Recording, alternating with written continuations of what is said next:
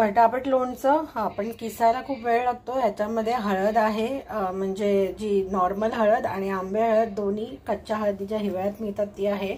आवळ्या टाकल्या आहे, मिरच्या टाकल्या आहेत, गाजर टाकले आहे आणि आलं टाकलंय। काही स्पेशल प्रमाण नाही, पण सगळ्याचे असे उभे कापा केलेत, कारण जर किसायला गेल्यानंतर हात खूप दुखतात, त्याच्यामुळे त्यापेक्षा ते सुरीने कापा करणं बरं पडतं मला। थोडा वेळ लागतो, पण त्याला सगळ्याला कापा करून तयार केलं। काही साधारण असं काही प्रमाण नाही, तुम्हाला जे इन्ग्रेडियंट आवडतात ते त्या प्रमाणात। आवळा मी बोलले का, आवळा पण टाकला ह्याच्यामध्ये चिरून।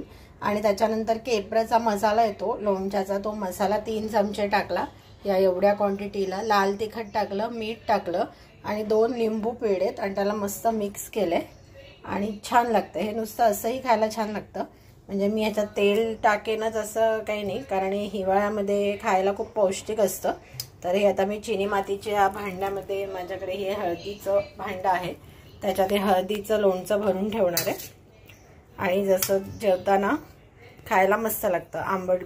आंबट मी आपण लिंबू पिळल्यामुळे आंबट चव आहे छानपैकी आणि दिसते एकदम स्पायसी, झणझणीत आणि पाचक आहे हे, कारण ह्याच्यामध्ये ओली हळद, गाजर आणि आलं, आवळा असे सगळे भरपूर पौष्टिक पदार्थ आहेत। तर तुम्ही पण ट्राय करून बघा आणि मला सांगा कसं लागलं। जर तेल टाकणार नसाल तुम्ही तर ही बरणी भरून सरळ फ्रीजमध्ये ठेवून द्यायची, जसं मी करणार आहे। आणि ही जी खूप पौष्टिक आहे आणि हिवाळ्यामध्ये हळद ही अतिशय गुणधर्माने युक्त असते, अँटीऑक्सिडंट असतं, इन्फ्लमेशन कमी करतं हळदीमुळे।